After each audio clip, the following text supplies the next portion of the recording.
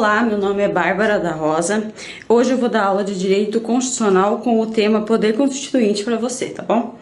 É um tema muito importante no Direito Constitucional, ele cai em diversos concursos de diversos níveis, então é um assunto muito importante para você saber. Ainda bem que ele é bem simples e fácil, então você não vai ter dificuldades em aprender, tá bom? Vamos lá. O poder constituinte é o poder responsável por criar e modificar uma Constituição. Isso significa que o poder constituinte ele é do povo, o titular é o povo, tá bom? E ele está sempre latente. Vamos lá destrinchar cada parte desse conceito grandão aí para você, tá bom? Então, ele é o poder responsável por criar uma nova ordem jurídica. Considerando que o Brasil e o mundo em geral tem como fundamento do Estado a Constituição, o poder constituinte ele é o responsável por criar o Estado, o fundamento do Estado de onde ele vai surgir, tá bom?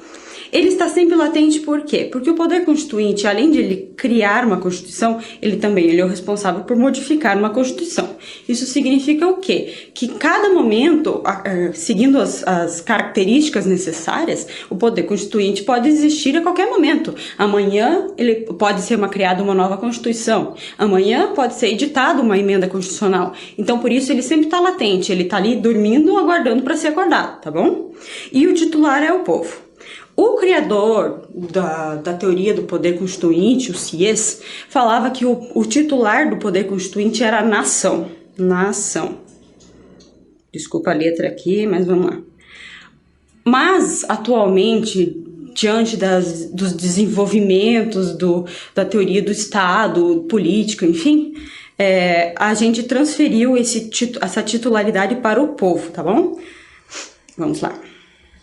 Aqui nós vamos ver, eu fiz uma divisão, não é doutrinariamente muito correta, mas é só apenas para você conseguir visualizar o poder constituinte de uma forma completa, tá bom? Então a gente viu aqui que o poder constituinte é latente. Vamos ver aqui, peraí.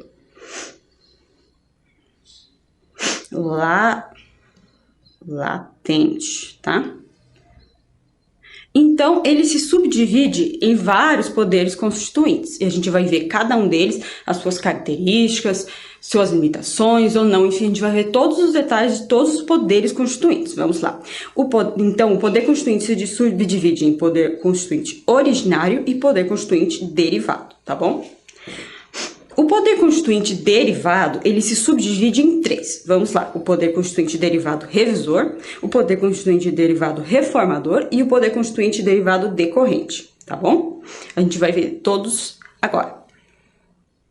Importante, vamos voltar aqui um slide, importante ressaltar o seguinte, o poder constituinte, ele é uno, e o poder constituinte derivado e suas ramificações surgem do poder constituinte originário. Então, sempre quando você ficar com dúvida a respeito do poder constituinte, observe sempre o nome dele, ó, originário. Por quê? Porque ele que origina a Constituição e todos os poderes decorrentes dele, tá bom? Então, é mais fácil você ver pelos nomes que você vai analisar e vai ver, não vai confundir um com o outro, tá bom?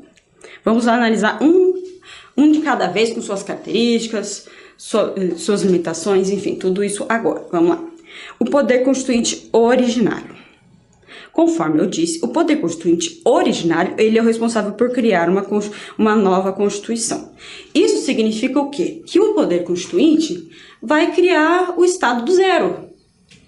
Se amanhã a gente decide fazer uma nova Constituição no Brasil, o poder constituinte originário vai zerar tudo o que aconteceu e vai criar uma nova Constituição do zero, tá bom?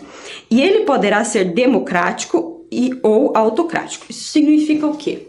Muito embora ali lá na característica geral do poder constituinte, a gente veja que o poder constituinte é do povo e da nação, como eu dizia antigamente, agora a gente diz que é do povo, existe a possibilidade do poder constituinte originário surgir através do movimento autocrático. Aqui no slide nós temos duas opções, dois exemplos que aconteceram no Brasil, embora tivessem muitos para analisar, mas eu coloquei aqui só no slide dos dois exemplos de poder constituinte. Vamos lá. Aqui nós temos o poder constituinte autocrático. Por quê? Porque aqui no Estado Novo, quando Vargas decretou o Estado Novo, ele outorgou a Constituição de 1934. Isso significou o quê? Que não houve participação popular no Estado Novo. Ele retirou vários direitos do parlamento e passou para ele todos esses poderes. Então, essa é um exemplo de poder constituinte autocrático, porque não houve participação popular, tá? Já o poder constituinte democrático, a gente tem o nosso grande exemplo, que é a nossa Constituição de 1988. Aqui tem a Assembleia, temos uma foto do Ulisses Guimarães aqui, a Assembleia Nacional Constituinte de 1987. Essa foto que foi na abertura dos trabalhos do nosso parlamento que a gente elegeu para criar a nossa Constituição, que está vigente até hoje, tá bom? Então sempre lembre, muito embora o povo seja o titular, há possibilidade sim de um ditador, digamos assim, criar uma Constituição com o poder constituinte, utilizando-se do poder constituinte, tá? Vamos lá. O poder constituinte originário tem diversas características. E aqui a gente tem que prestar muita atenção. Por quê? Vamos colocar até um asterisco aqui, ó. Por quê? Nos concursos públicos é isso aqui que vai cair na tua prova, tá? Ele vai perguntar quais são as características. Ele pode fazer uma pergunta assim: o que significa que é, sei lá, o poder inicial? Ou ele vai fazer assim, ele vai dar várias características para você, só que ele vai inverter. Ele vai dar o conceito de autônomo para inicial, independente, autônomo e assim sucessivamente. Então, por isso é importante você saber a diferença entre cada um das características do poder originário, pra você não trocar. Mas é muito simples, é muito fácil. Você vai ver, tá bom? Vamos lá. Ele é inicial porque, conforme eu disse, o poder constituinte, ele é o responsável por iniciar uma nova ordem jurídica. Então, a gente vê aqui, ó, como se fosse um terreno. E o poder constituinte vai criar a base aqui, ó, que vai ser construída uma casa em cima, que é o nosso ordenamento jurídico. Nossa Senhora. Então, significa o quê? O nosso poder constituinte originário, ele é responsável por criar a Constituição. Sobre ela, todas as outras leis vão surgir, de acordo com ela, de acordo com as suas regras. Por isso, o poder constituinte, ele é inicial. Ele é independente porque ele não depende de nada para surgir. Ele existe, como eu disse, ele é latente, então ele está ali esperando para surgir, entendeu? Por isso que ele é independente. E ele é incondicionado porque ele não é condicionado a nada. Ele não tem limites, lembre dessa palavra, ilimitado. Por quê? Porque ele não tem limite nenhum. Ele é incondicionado, ele não é condicionado a tempo, então não tem uma regra que cada ano bissexto pode surgir um poder constituinte originário, por exemplo. Não existe essa regra. O poder constituinte originário pode surgir a qualquer momento. Então ele é incondicionado e ele é soberano. Por que ele é soberano? Porque ele pode criar a regra que ele quiser. Isso também se junta aqui, se une ao ilimitado, ok? Soberano por quê? Então, ele pode criar o jeito que ele quiser, da forma que ele quiser, ele não tem limitação de forma na Constituição, ele não tem limitação de métodos para criar uma Constituição, que tem que ser assim, tem que ser assado, não tem. Eu vou voltar aqui no slide para vocês terem uma noção. Tanto ele é soberano que ele pode surgir de uma forma autocrática ou uma forma democrática. Não existe uma regra específica falando como pode acontecer, entendeu? Por isso que ele é soberano. E o que ele decidir é o que vai estar na Constituição. Não existe limitação prévia, não existe regras que ele deve respeitar, não existe nada nesse sentido, tá? E ele é autônomo, ou seja, não precisa de mais nenhum cargo, nada que se junte a ele para criar uma Constituição. É ele que se basta, tá bom? Vamos lá. Aqui nós temos um detalhe importantíssimo que se liga aqui, ó, com a ilimitação do poder constituinte. Olha a riscadeira, gente. Vamos lá. O poder constituinte originário, ele é ilimitado. Limitado. Isso significa o quê? Ele pode criar a regra que for. Só que existem teorias ao longo do mundo que defendem atualmente que o nosso poder constituinte originário é limitado. Entendeu? Entretanto, no Brasil, o Supremo Tribunal Federal decidiu que o nosso poder constituinte é ilimitado, ou seja, ele não tem limites. Ok? Só que eu vou explicar para você por que tudo isso surgiu, todo esse embate, ok? Vamos lá. O Supremo Tribunal Federal, desculpe, decidiu que nós seguimos a corrente positivista, portanto, nosso poder constituinte não tem limites. Nossa, mas eu vou lembrar disso na prova? O que diabos é corrente positivista? Vamos com calma que a gente já vai descobrir, vamos lá. Nós seguimos o conceito de ordenamento jurídico de Hans Kelsen. O Hans Kelsen criou ele criou na sua teoria um estado onde é uma pirâmide e aqui em cima a mãe das normas é a nossa Constituição, tá? E as demais legislações, leis, decretos, portarias, enfim, devem estar correspondentes à Constituição, ok? Então, tomando por base que a gente tem uma pirâmide, o topo da pirâmide é a Constituição Federal, não faz sentido, logicamente, dizer que o poder originário, o constituinte originário, que cria o topo da pirâmide, ele deve respeitar algum limite que existe antes dela. Porque a pirâmide é ela ali. Ele está no topo da pirâmide, não existe além do topo da pirâmide. Portanto, ele é ilimitado. A corrente justnaturalista defende que ele é limitado. Por que ele defende que é limitado? Porque ele defende que além da pirâmide e a Constituição no topo dela, existem normas aqui que devem ser respeitadas independentemente do estado onde você se encontra, que são tratados internacionais, direitos humanos, direitos do cidadão, lembre da Revolução Francesa. Então a corrente justnaturalista acha isso, acha que não importa se você zerar a tua Constituição, começar o estado do zero, existem regras que são dos seres humanos, que a gente tem que respeitar os seres humanos independentemente de lei que diga que você tem que respeitar. Entretanto, essa corrente aqui não é adotada no Brasil, porque nós seguimos a corrente positivista, ok? Isso também é bastante cobrado em concursos. Então é bom você saber, mas é bem simples, essa pirâmide aqui já responde tudo. Vamos lá. Agora nós vamos passar para o segundo tipo de poder constituinte. Vamos voltar aqui, ó, para você ter noção. Já vimos o poder constituinte originário, ok? Agora a gente vai entrar dentro do poder constituinte derivado e ver todas as suas formas. Nós vamos para o reformador agora. Vamos voltar lá. Poder constituinte derivado, reformador. Vamos analisar o nome primeiro, para você ter uma noção. Poder constituinte derivado. Derivado por quê, será? Porque ele deriva do poder constituinte originário. E reformador por quê?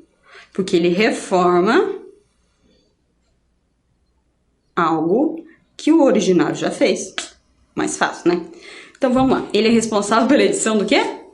Emendas constitucionais. Então vamos lá, de novo, por exemplo. Se o poder constituinte originário foi lá e construiu a base do nosso ordenamento jurídico, que é da casa, por exemplo, sei lá, prédio, enfim. E o poder constituinte derivado reformador só vai poder criar, emendar uma Constituição, reformar alguma coisa que já está construída. Por isso, o derivado reformador só existe quando o originário já fez uma Constituição. Como você vai pintar uma casa se não existe casa, não é verdade? Então é isso aí. Na nossa Constituição Federal de 88, ele está previsto no artigo 60. Lá é o artigo onde está todos os requisitos para emenda constitucional, quem pode propor, quem não pode propor, qual é o quórum que é necessário para propor uma emenda, quando pode, quando não pode emendar, isso tudo a gente vai ver agora, tá bom? Nós vamos ver com muita profundidade, porque isso é um tema do processo legislativo, mas vamos ver. Vamos lá. Aqui tem uma foto, ó, de uma PEC sendo votada aqui, lembre sempre disso, PECs. que é uma proposta de emenda constitucional. Vamos lá. Características do poder derivado reformador. Vamos lá. Características: limitado, secundário e condicionado. Vamos por partes. Vamos primeiro aqui no secundário. Por que é secundário, será, né, gente? Conforme eu expliquei aqui, ele advém do poder constituinte originário. Não tem como ele não ser secundário, porque o originário que surge com tudo. Então, o derivado é secundário porque advém do poder constituinte originário. Ele é limitado por quê? Porque o poder constituinte originário, ele vai dar as regras do jogo. Ele vai dar as regras de como você pode reformar uma Constituição. Essa é a forma que você tem para delimitar o espaço de manobra, de modificação daquela Constituição, tá bom? Então ele é limitado, ele tem que respeitar as regras. E ele é condicionado. Por quê? Porque existem condições específicas a que ele vai existir. Ao contrário do poder constituinte originário, como a gente viu lá no primeiro slide, esse aqui, ele é condicionado a algum evento, a alguma circunstância, ao quórum, à propositura, à constitucionalidade. Então, ele é condicionado a diversos assuntos, diferente do originário, que pode construir a casa do jeito que ele quiser. Aqui o reformador não, ele tem que seguir as regras, só pode uma janela, só pode uma porta, enfim, você vai ver. Vamos lá. Poder constituinte reformador, suas limitações. As limitações são divididas em formais e circunstanciais. Ok? Então, vamos lá. O que são as limitações formais? As limitações formais são os requisitos burocráticos, digamos assim, para a existência de uma PEC. Vamos lá. Como que eu faço para propor uma PEC? Então, os requisitos formais são o quê? Quem que pode propor uma PEC? As pessoas listadas no artigo 60. Já vamos ver. Quantos deputados, senadores, enfim, podem votar para passar uma PEC em cada casa? Temos o quórum de 3.500 em 2 turnos em cada casa. Ó. Então, conforme uma lei ordinária lá, passa com outro quórum em 1 turno. Aqui não, tem que ser 2 turnos em cada casa. Então, ela é votada 4 vezes. E tem que passar 4 vezes com o quórum de 3.500. Difícil, né? Matérias proibidas de abolir. Também temos matérias que as propostas de emenda constitucional não podem tratar. Direitos humanos, direitos fundamentais, enfim. Forma federativa de Estado, isso tudo a gente vai ver daqui a pouquinho. Vamos lá. As limitações circunstanciais. Circunstanciais vem de circunstâncias. Isso significa o quê? Que em determinados momentos a PEC não pode ser proposta. Por quê? Intervenção federal, estado de sítio e estado de defesa. Isso aqui você não precisa decorar. É mais fácil você ligar isso tudo aqui à instabilidade institucional. Instabilidade institucional. Por quê? Quando há uma intervenção federal, acontece situações de intervenção federal quase todos os dias no Brasil. Mas ao ponto da União, digamos assim, intervir num Estado na sua independência é uma coisa muito drástica, muito grave, porque quebra o pacto federativo, digamos assim. Então, é uma situação extremamente extrema. Eu posso ser bem redundante aqui, mas é verdade. O estado de sítio e o estado de defesa também acontecem em situações extremamente pesadas, assim, difíceis de acontecer. Então, essas 3 opções aqui denotam uma instabilidade institucional no país. E é perigoso você deixar uma Constituição ser emendada numa situação dessa. Pode passar emendas que cortem direitos de alguma forma, cerceiem, sabe, retirem deveres de parlamentares, vamos supor. Enfim, essa estabilidade não é boa. Eu tenho que estar numa situação de pacificidade no país, enfim, para você passar uma PEC, entendeu? Vamos lá. E essa regra de ouro, vamos colocar regra de ouro. Isso aqui, minha gente, cai todo concurso. Você tem que saber isso aqui. Você tem que saber.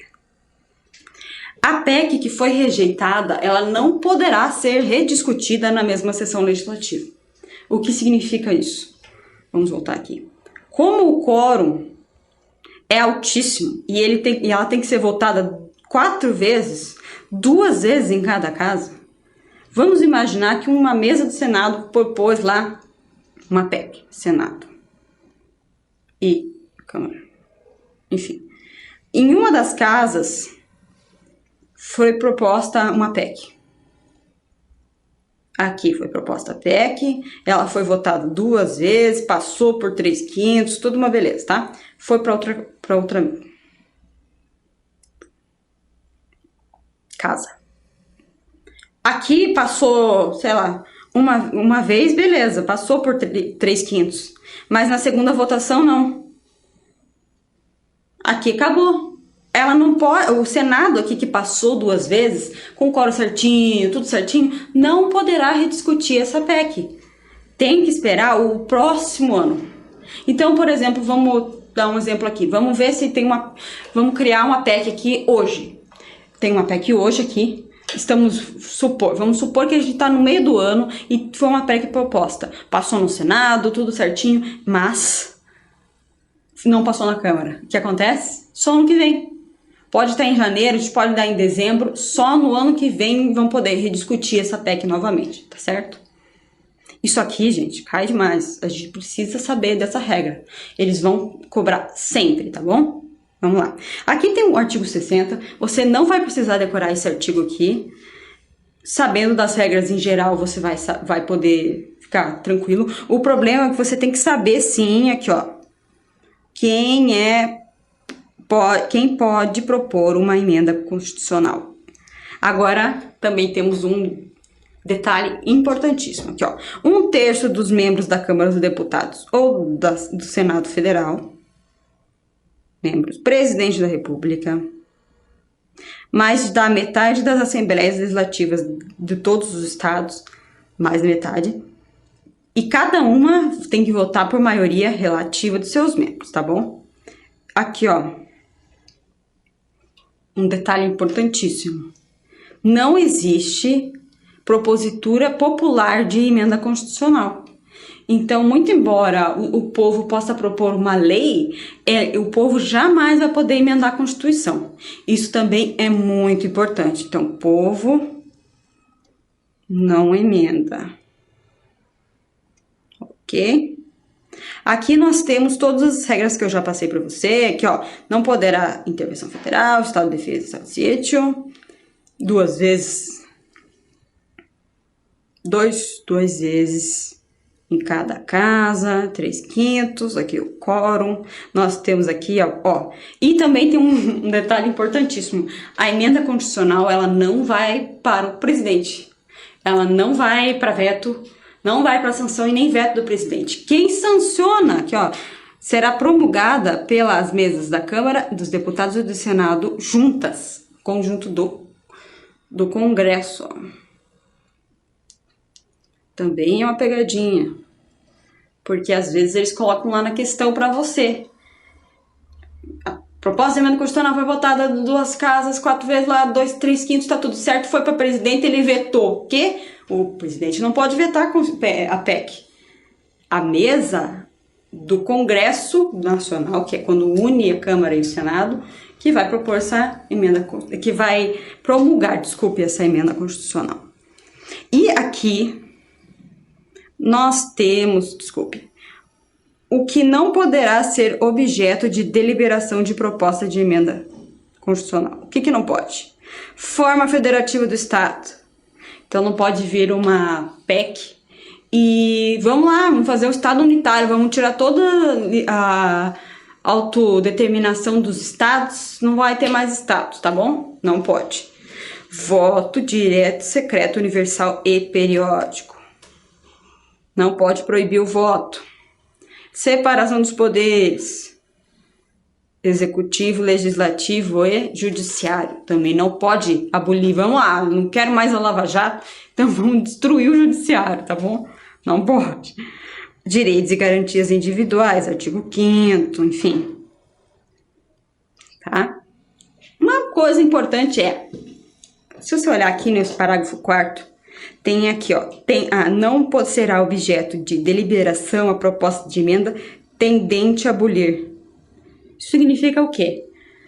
Que caso a PEC queira aumentar os direitos, poderá. Então, se ela quiser criar um direito individual, um direito garantia individual, olha, tem garantia individual de usar salto alto quando eu quiser. Olha que beleza. Pode. O que não pode é tirar, tá bom? Vamos lá.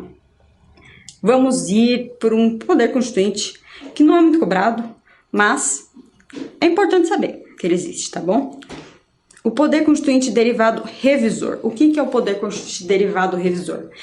Quando a nossa Constituição de 1988 foi promulgada, lá no ato das disposições constitucionais transitórias, no artigo 3º, para ser mais exata, foi criada uma regra assim: daqui 5 anos, até 5 anos, vocês poderão fazer uma revisão dessa Constituição. Então, eles tiveram 5 anos para ver como que a Constituição funcionava no Estado, para ver se dava problema em alguma parte, se funcionava, se o Estado estava funcionando direitinho. Caso não desse algum problema em alguma parte, tinha essa possibilidade de revisar em 5 anos dessa promulgação. Lá tem esse prazo, tá? Essa revisão aconteceu em 1994. Então, essa revisão, para você ter uma noção, é uma curiosidade, tá? Ela tornou mais fácil a revisão do que uma emenda constitucional. Então, qualquer parlamentar poderia propor essa revisão. Tinha algumas regras, tipo, você não pode abolir completamente essa Constituição, mas você pode reformar certas coisas. Então, foi isso que aconteceu. Não cai muito, não, essa parte do poder constituinte revisor, mas é bom você saber que existiu. E se você quiser achar também o ato das disposições constitucionais transitórias, tá lá no fim da Constituição, no fim mesmo, tá? Você vai passar a assinatura da Constituição e vai para frente, tá lá o ADCT, tá? Vamos lá. E agora vamos para o poder constituinte derivado decorrente. Decorrente do que, gente? Por que é isso? O que é isso? Ele decorre do Pacto Federativo, porque nós somos, como os Estados Unidos, uma federação. Além do Estado, que é todo o Brasil, nós temos cada estado aqui, ó. Cada estado tem sua... Opa, pus em 2 em São Paulo, gente. Aqui, ó.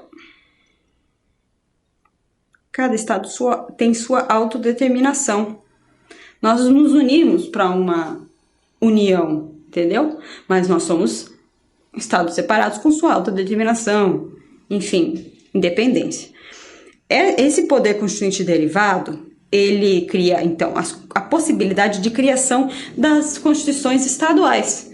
Isso é importante por quê? Porque, muito embora nós estejamos numa federação, as constituições estaduais podem diferir um pouquinho uma da outra. Não tanto no Brasil como nos Estados Unidos. Isso por causa do surgimento da nossa federação. Lá, os estados surgiram primeiramente, depois a União. Aqui foi o contrário. Por isso, nós temos uma menos independência dos estados em certas matérias do que dos Estados Unidos. Não sei se você vai lembrar, mas nos Estados Unidos, normalmente, pode ter pena de morte num estado e não pode ter no outro. Aqui não tem esse tipo de coisa. Mas os estados têm suas organizações diferentes um do outro. A gente vai ver, tá? E também é importante ressaltar que a lei orgânica do Distrito Federal, ela é tratada como uma Constituição estadual. Por quê? Porque o Distrito Federal, ele soma duas competências municipais e estaduais. Então, com o poder constituinte derivado decorrente, ele vai ter essa possibilidade de criar uma lei orgânica, que é dos municípios, mas com poder de Constituição estadual, tá bom? Esse poder constituinte derivado está também no artigo 11 do ADCT. Esse artigo aqui eu não coloquei aqui, mas ele dava um prazo, acho que de 4, 5 anos, se não me engano, para os estados fazerem suas próprias constituições com as suas regras para a coisa funcionar, né? Senão não andava a nossa federação. Vamos lá. Agora que chega a hora, minha gente. O poder constituinte derivado decorrente significa o quê? Ele tem seus limites. Por quê? Porque a nossa Constituição tá lá no topo. De novo, essa pirâmide de Kelsen aqui vai te acompanhar a vida inteira, tá? Enfim, vamos lá. A nossa Constituição Federal, ela tá no topo, ela tem as regras. Então, é ela que determina as regras que os estados devem seguir. Não tem como o estado ser tão independente assim, a ponto de desconsiderar a Constituição Federal, tá bom? Vamos lá. Ele tem seus limites nos princípios constitucionais sensíveis, nos princípios constitucionais extensíveis e nos princípios constitucionais estabelecidos. A gente vai ver um por um agora. Vamos lá. Princípios constitucionais sensíveis, eles estão listados expressamente no artigo 34 da Constituição Federal, tá? Sendo eles o quê? A forma republicana, o sistema representativo e regime democrático. Isso significa o quê? Que a república significa o quê? Alternância de poder. Sempre vai, de cada 4, 5 anos lá, vai mudar o poder, tá? Pode ter reeleição, mas a república se caracteriza por isso, pela mudança de poder constante. O sistema representativo. Nós somos representados nos estados governador, no caso. A maioria vai votar. Ele vai ser o representante nosso lá no poder, tá bom? E o regime democrático, principalmente. Nós estamos numa democracia. Não é possível que o estado de São Paulo fale que não, aqui vai ser monarquia só. O resto é democrático, mas aqui é monarquia, tá? Não pode, a gente tem que respeitar o regime democrático. Tem que respeitar os direitos da pessoa humana, artigo 5º e demais. A autonomia municipal. Aqui que são elas. Vamos voltar aqui para você ter uma noção. Além da União, a nossa federação é uma das únicas do mundo, porque em geral os Estados Unidos, se não me engano, não é. Ela é separada em 3. União, estados e municípios. Os municípios estão no Pacto Federativo, diferentemente em outros estados aí federativos. Aqui não, a União também o município, desculpe, faz parte do nosso Pacto Federativo. Por isso, os estados eles têm que respeitar a autonomia municipal. O município tem sua lei orgânica. À medida que ela respeite a lei estadual e a Constituição Municipal, ele tem a autonomia também. Então, os estados têm que respeitar a autonomia municipal. E os estados têm que prestar contas e têm que respeitar o mínimo de dinheiro exigido em saúde e ensino que está lá na Constituição Federal, 50%, se não me engano, enfim. Ele tem que respeitar todos esses princípios sensíveis. Caso ele não seja respeitado, o que acontece? Intervenção federal. Uma das hipóteses em que não se pode fazer emenda constitucional. Por quê? Porque quando o Estado desrespeita esses princípios constitucionais sensíveis, ele está ameaçando a federação. Está ameaçando a autonomia da federação em todos os seus níveis, federais, estaduais e municipais. Por isso, a federação, a União, poderá ir lá e intervir nesse estado e falar: epa, você está fazendo errado, você está desrespeitando esses artigos. Você tem que respeitar, tá bom? Princípios constitucionais extensíveis. Olha, em geral são regras de organização do Estado, tais como Tribunal de Contas, a forma de eleição do chefe do Poder Executivo, que é majoritária. Não pode criar uma proporcional para o chefe do Executivo, majoritária para os deputados estaduais. Não existe isso, tem que seguir uma regra única para a federação toda. Os princípios básicos do processo legislativo. Quem propõe, quem pode propor, não tanto. Mas, tipo, quórum para leis complementares, ordinárias, enfim, pode. Tem que seguir. Requisitos para criar a CPI. A CPI está listada lá na Constituição Federal. Tem requisitos. Tem poderes que estão limitados pela Constituição Federal. Não pode vir uma lei estadual aí dar superpoderes de juiz para uma CPI. Não pode. Competência dos 3 poderes. Não pode vir uma Constituição estadual falar que o judiciário só tem competência para ler processo. O resto, tudo quem faz é o executivo, não pode. E tem que respeitar também, tá? e os princípios constitucionais estabelecidos. Princípios tributários, que é anterioridade tributária, não pode fazer uma lei 90 dias antes, tem que fazer uma lei tributária criando um tributo 90 dias antes de aumentar, enfim. Não, as pessoas não podem ser surpreendidas por tributos.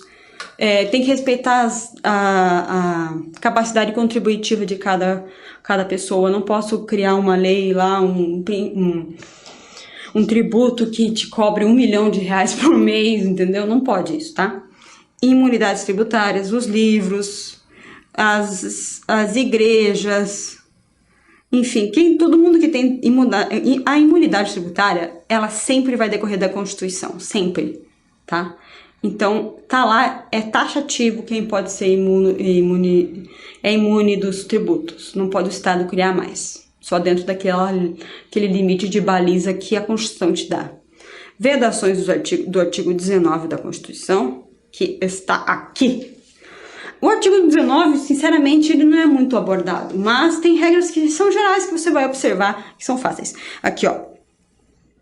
É vedado os 3 níveis da federação fazer o quê? Estabelecer cultos religiosos, embaraçar os cultos religiosos, estabelecer como religião oficial do Estado. Então, aqui no Paraná, só pode católico, é a religião oficial do Estado, não existe isso, tá?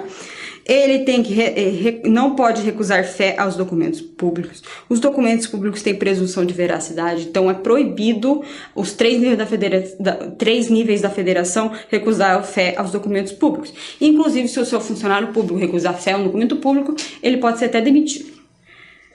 Criar distinções entre brasileiros ou preferências entre si. Então quem nasceu em São Paulo, ele tem preferência, não paga tanto imposto quanto quem nasceu na Paraíba e foi para São Paulo. Isso é inadmissível, não pode, tá? Vamos voltar aqui.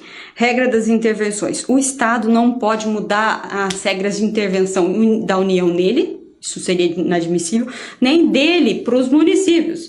As regras de intervenções valem para o Brasil inteiro, então não pode ser num estado diferente do outro, tá? A criação e organização dos municípios. A criação e organização dos municípios é um tema muito polêmico. O Supremo Tribunal Federal já tratou desse tema milhões de vezes. Por quê? Porque o povo cria município toda hora, ilegalmente. E essas regras de criação de município estão lá na Constituição Federal, então devem ser respeitadas a Constituição Federal. Por quê? Porque pode se tornar curral político, forma de cercear as pessoas no município, ganhar mais dinheiro, desviar dinheiro, enfim. Então essas regras estão lá na Constituição, os estados não podem mudar essas regras. Os limites, os princípios da administração pública que estão no artigo 37 da Constituição, que são aquele famoso LIMP, legalidade, impessoalidade, moralidade, publicidade e economicidade. O que significa que a administração pública, tanto da União, dos estados e dos municípios, vão seguir essas regras. Vão seguir as regras caput, que são esses princípios, e todos os incisos lá que tem da improbidade administrativa, enfim, todo mundo tá nessa regra aí, todo mundo tem que respeitar, tem que agir certinho. Também os estados não podem mudar a organização da justiça, da MP, da defensoria, eles são independentes, o judiciário, o Ministério Público, tem sua auto-organização, tem seu orçamento, não pode intervir nesses poderes. E a segurança pública também, tem lá na Constituição até tem as competências dos policiais federais, militares, civis, enfim, todos da segurança pública em geral, eles estão lá as competências. Nós já vimos aqui, vamos lá. Por fim, chegamos ao final, temos o José Afonso da Silva, que é um grande doutrinador no direito constitucional. Além daquelas regras ali que já estão determinadas no Supremo Tribunal Federal, na doutrina em geral, o José Afonso da Silva apontou algumas regras gerais que são simples, que você pode até imaginar que os estados devem respeitar, mas na doutrina dele ele apontou e eu achei melhor apontar aqui para você, que são a separação dos poderes, o poder legislativo unicameral, ou seja, não existe Senado nos estados, só existem as assembleias legislativas. Os estados não podem criar bicâmeras dentro dos próprios estados, não existe nem como fazer isso, mas enfim. O executivo no pessoal, não existe primeiro-ministro, enfim, 2 executivos que fazem parte ali, só o governador. Opa! Governador.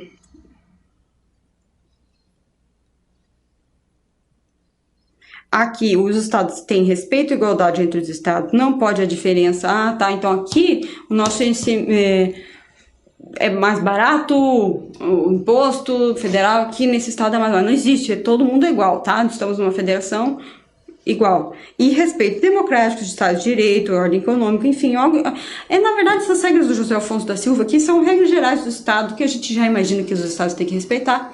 Mas, enfim, a gente imagina que ele pôs na doutrina dele e achei bom colocar. Por fim, temos uma observação do controle de constitucionalidade aqui para vocês. Umas coisas simples, mas que eu tenho que te falar, caso você fique pensando, até às vezes você fica pensando. Vamos lá. Vamos pôr a pirâmide, que de novo eu te falei que ela ia te seguir a vida inteira. Vamos lá. A nossa Constituição está aqui. Vamos imaginar que o poder constituinte derivado reformador, a emenda constitucional, faça uma emenda inconstitucional. A emenda pode ser inconstitucional, não é? Porque ela veio depois da Constituição. Então, caso ela desrespeite o quórum, quem pode propor, as matérias proibidas, seja reapreciado nas mesmas sessões legislativas, ou, sei lá, tende a abolir direitos fundamentais, ela é constitucional, inconstitucional. Ela pode ser declarada inconstitucional. Agora é o seguinte. Agora que são elas. Uma regra que está na Constituição Federal desde o início, lá que foi promulgada lá naquela primeira foto que eu te mostrei lá no primeiro slide, ela não pode ser inconstitucional. Por quê? Porque a nossa Constituição, ela que deu os poderes, lá naquele dia, em 1988, para o STF, que é o responsável por declarar inconstitucionalidade das regras, de acordo com a Constituição Federal. Então, não é possível um órgão que seja decorrente da nossa Constituição declarar uma norma que seja dela, que nasceu com ela, inconstitucional, porque esse poder aqui foi dado pela própria Constituição para o Supremo Tribunal Federal, entendeu? Então, uma regra que esteja lá na Constituição. O artigo 1º, por exemplo, está lá na Constituição, querem declarar o artigo 1º inconstitucional. Isso é impossível, porque o poder constituinte originário que escreveu esse artigo, e conforme o nosso slide primeiro lá, o poder constituinte originário ele é incondicionado, ilimitado. Então, ele pode escrever o que ele quiser. Não existe inconstitucionalidade de lei constitucional, tá bom? Essa é a principal observação que eu quero te dar. Isso cai bastante em prova também, então preste bastante atenção. Caso você queira ler um livro, dar uma olhada na jurisprudência do STF, temos a Constituição comentada do STF também lá no site deles disponível. Então tem bastante material a respeito desse assunto e dos municípios também. Dê uma lidinha nos municípios, na criação dos municípios, tá bom? Enfim, é isso aí. Espero que você tenha entendido o poder constituinte em geral, em todas as suas ramificações. É um tema muito simples, com uns detalhezinhos aí, mas eu espero que você tenha entendido, tá bom? Tchau, tchau.